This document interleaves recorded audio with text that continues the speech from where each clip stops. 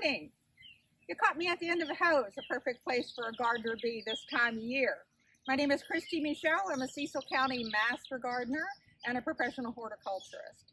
Today we're going to talk about watering plants. It's the growing season, it's hot outside, and plants, everybody knows, need water. But how much water? And how frequently do you water? So we're going to take some of that mystery out to hope your plants and your gardens will have a more successful season. So talking about plant root systems, most of the root activity is in the top 12 inches. Some plants have deeper roots. If a garden is established like this in a normal rainfall, those plants are okay. However, some of the smaller plants that are up front, and the annuals especially, will need supplemental watering. And that should happen at least 2 to 3 times a week, unless you get rain. So I have an easy rule of thumb for how long to water if you're using a hand hose.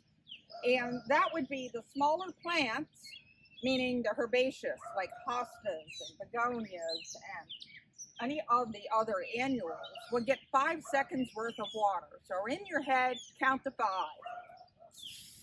1, 2, 3, 4, 5. And water at the base of the plant. If you're trying to water foliage, the plant is not going to be able to use that water on its leaves unless it hits the undersides where the stomata is. So watering the base of the plant and both sides and all the way around the plant is more efficient, uses less water, and is more useful to the plant. So larger plants, like established shrubs, always do the shrubs at least 20 to 30 seconds, depending on how big they are. So here's a larger targeted shrub, cranberry viburnum. I'm going to count to 30.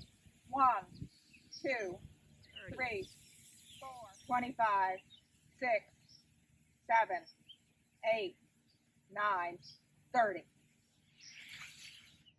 So annuals have a very short root system. They have a growing season of this year, and that's it. I just planted these couple flowers last week. They're going to need water at least every day, every other day, because they just won't be able to get the root system down into where the water is unless we get rain. So they'll get 5 seconds, 10 seconds at the most, and then you'll be done.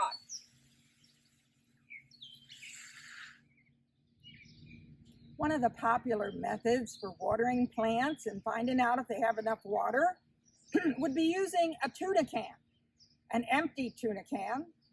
If you lay that down near where the garden is that you are spraying with a hose or a sprinkler, when that tuna can is full, that area has enough water. Trees. When we're watering trees, we'll go by caliber inch. This is a young tree, so I still supplement it. Trees and shrubs, until they've had their 3rd birthday planted in, need supplemental water. So this tree is approximately 1 inch in caliber, and that's your thumb. It's an easy ruler when you're outside. So every inch needs 1 minute. So this tree needs 1 minute of water at least 2 times a week. At the base. And we'll try to hit it all the way around the root zone and out, because you want to encourage root growth to go out and make strong root systems and not stay in where the water is. If you're unsure if you're giving a plant enough water, or the following day, do you need to water again, the finger test is the easy gauge. If you take your finger down near the base of a plant, remove the mulch, stick your finger down a couple of inches, at least 1 or 2, and if it's moist down there, you don't need to water. Containers and hanging baskets. This is a concern because they need help and water every single day. Their roots are inside of something where they can't spread and get additional water. Every pot has holes in it, so when you water it, it flushes through. So every single day, if you are buying and setting up container gardens and hanging baskets, commit yourself to watering daily. You'll water, every pot has a hole in it, you'll water until you'll see water flushing out the bottom. And when you see that dripping, that's saturated, and that pot's done. Containers, lovely additions to a home. But then again, these plants cannot get additional water. Their roots can't go outside that pot. So it requires you to provide water to them daily. Usually 10 seconds to each container. Their pots have holes in the bottom. If they don't have holes in the bottom, take a drill and make some, because the water does need to flush through and not lay there to rot the roots.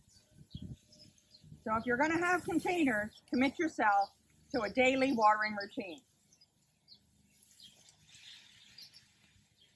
Some plants, like hibiscus, love water. Some plants don't require a lot of water, like sedums and hosta. You should know the differences on the species of plants that you plant, so you are giving the adequate amount of water for that plant to thrive. If you're like me and you keep on buying plants and you have no time to put them in, you have to understand that a plant in a container or a pot out of the ground will need to be kept wet daily until you find time to get it into the ground. So same rule of thumb as your container gardens and hanging pots. You'll flush this plant at the base every single day until you see water coming out the bottom hole. And once you see the water flush through, it should have enough moisture to last today. You'll have to do it again tomorrow. So that's it for watering. I hope you understand your job at hand for the summer. Have a successful summer, plant well, and enjoy. Remember these tips when watering your garden. Water in the morning to reduce the risk of fungal diseases. Water at the base of the plants, 5 to 10 seconds for small plants, 20 seconds for small shrubs, 30 seconds for large shrubs, and 1 minute per inch in diameter of tree trunks. Water twice a week if there's no rain. Water annuals, hanging baskets, and containers daily. This has been brought to you by the Cecil County Master Gardeners. Happy gardening!